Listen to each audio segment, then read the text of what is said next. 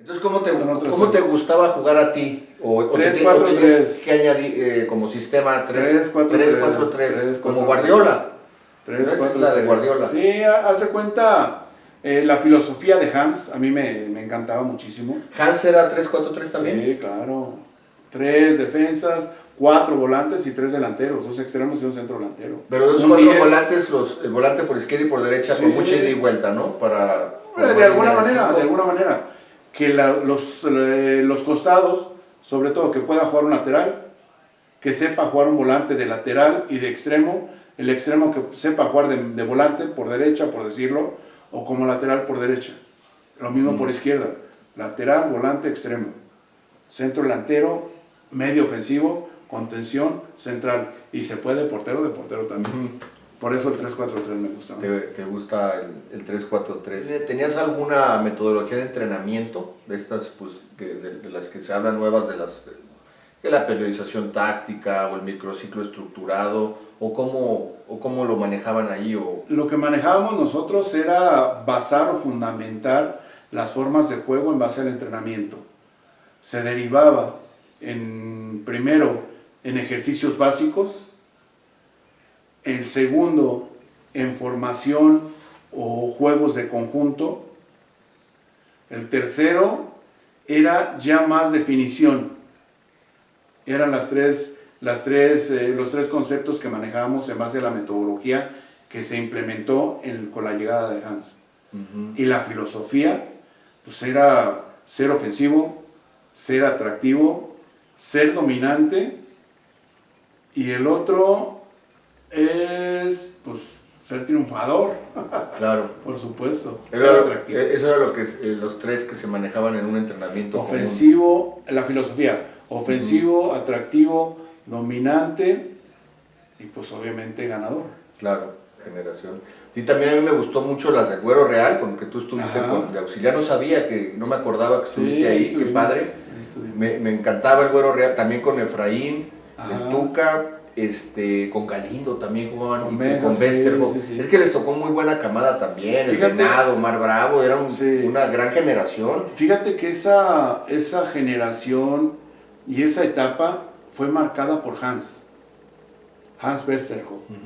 La metodología que se empezó a implementar con la llegada de Hans, primero era buena, antes de la llegada de Hans. Ya con la llegada de Hans, implementó esa formación que te digo y esa filosofía de ser ofensivo, de ser atractivo, de ser dominante y de ser ganador sobre todo. De ahí para adelante fue cuando yo me empezaba a emocionar muchísimo más.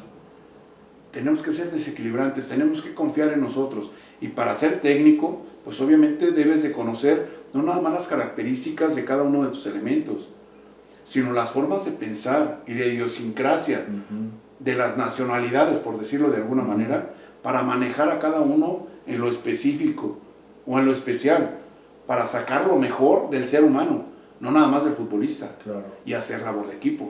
Oye, es interesante lo que dices porque lo has mencionado varias veces a Hans, ¿no? Ofensivo, atractivo y dominante, ¿no? Pero además él era holandés y pues hablaba español, pero ¿qué tenía Hans? O sea, era un tipo, yo creo que sensible, porque dice, oye, tengo que conocer al jugador, cómo piensa. Oye, pero pues yo soy de allá de Ámsterdam o de Rotterdam, no soy de aquí de la Perdida o de la Experiencia o de Santa Tere, cabrón. ¿Era un tipo entonces que le giraba la piedra? No, ¿era sensible o cómo era? Claro, muy sensible y muy interesado en conocerte a ti primero como persona. No solo el jugador, sino su cuerpo técnico, todos sus colegas. A todo mundo. ¿Cuál era su entorno familiar? ¿Cuál era su entorno social? ¿En qué circunstancias vivía? ¿Qué problemas, por decirlo de alguna manera, le aquejaban? Y de ahí, pues bueno, vamos a hacer esto. Y era muy práctico. Era muy sencillo, muy práctico. La sencillez con la que te trataba y te explicaba las cosas, a pesar de que en poco tiempo habló español, era muy claro. Ah, ¿no sabía español o qué? No sabía. Llegó a México y empezó a estudiar y se adaptaron. La mayoría de los extranjeros se adaptan rapidísimo a la idiosincrasia y al idioma de los lugares a donde van. Y eso es una gran ventaja. Pero aparte, es que además una cosa es México y otra cosa muy diferente es Guadalajara, Jalisco, y otra muy diferente es el tapatío. O sea, tampoco somos complicados como mexicanos ya de por sí. El tapatío también tiene su complejidad, ¿no? Sí, pero yo creo que no nada más nosotros, o sea, eso pasa en todo el mundo. Sí. Hablamos de las idiosincrasias y dentro de todo eso... Por eso yo decía ahora, bueno, vamos hace ratito a cerrar con el tema de las Chivas de la actualidad. Ajá. Pero yo hace rato, antes de que definieran a Hierro y a Belko Paunovic, yo decía, pero no se compliquen, traigan a Westerhoff de regreso, a Matías Almeida, lo que ha funcionado, no quieran descubrir el hilo negro. Pero bueno, ojalá que estos dos extranjeros, Fernando Hierro el español y Paunovic el serbio, pues sean un Almeida o un Westerhoff, ¿no? Sí, o sea, dentro de todo esto, lástima... Que no es fácil también. Sí, no, tampoco, o sea, son determinaciones que pesan y que pueden marcar apuestas, la diferencia, ¿no?, de uno y de otro lado. Lástima que Hans ya está retirado, como técnico. Se retiró con Pachuca, estuvo con Pachuca el último tiempo. Ya se retiró. Y luego se retiró a Holanda. Dejó a su hijo en Pachuca. Okay. Que dentro de todo, o sea, Pachuca ha aprovechado en todos lados, entrenadores, futbolistas. No, son cabrones. Todo, o sea, los Martínez, mi respeto. En eso la perspectiva que tienen o la visión que tienen es importante. Sí. Es algo a seguir. Pero dentro de todo, de las formas, de las maneras, la forma como Jorge Vergara de repente revolucionó esas metodologías, sobre todo en Chivas, a mí la verdad que me encantaron. ¿En qué año llegó Hans Westerhoff? Hans, híjole, es buena pregunta. Así exactamente no lo recuerdo, pero... De 2003, debió 2004, de haber ¿no? llegado 2003, por ahí. Sí, va. 2002, 2003, sí. Cuéntanos también de tu experiencia. Cuando hay un mal resultado, un mal desempeño, ¿cómo le das retro a un jugador? O sea, para que no se te agüite, para que no después las manzanas podridas después contagien al grupo. ¿Cómo le das un retro a un jugador? ¿Qué sugieres? Reto, o sea, de aquí yo creo que primero hay que conocer a la persona para poder decirle, hey, la regaste en esto, tenemos que trabajar en aquello, ya no me hagas esto.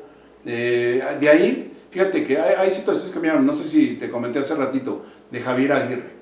Javier Aguirre, ahora como técnico en España, sobre todo, él se abocaba primero a conocer la idiosincrasia del grupo de jugadores, o de cada uno del grupo de jugadores que integraban su plantilla.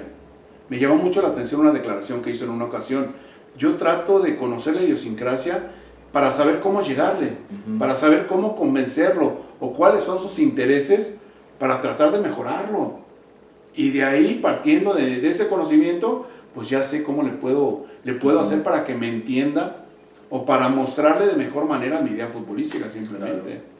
Si es que un técnico debe ser como mago, como más, o sea, yo creo que un director técnico es una profesión o una actividad y muy cabrona, porque tienes que llegar y conocer, como dices tú, informarte del país, de cómo viven, de qué piensan, aprender el idioma. Bueno, hablas de Pep creo que habla como 5 idiomas. Sí. O sea, son muchas cuestiones que tienes que ser a la vez papá, amigo, hermano, padre. O sea, no es como dicen los culichis, ¿no? No está pelada, ¿no?